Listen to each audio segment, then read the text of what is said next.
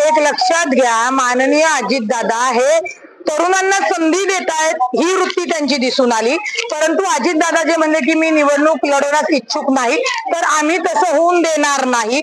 आम्हाला अजितदादा हे मुख्यमंत्री झालेले बघायचे आहेत। त्याच्यामुळे हा दादांचा मोठेपणा आहे की बाबा मला निवडणूक लढवण्याची इच्छा नाही, परंतु जर बारामतीतनं सांगितलं तर मी जय पवार यांना निवडणूक लढायला संधी देईल हे बोलले जरी असले तरी यातनं दोन गोष्टी तुम्हाला लगेच लक्षात येतील।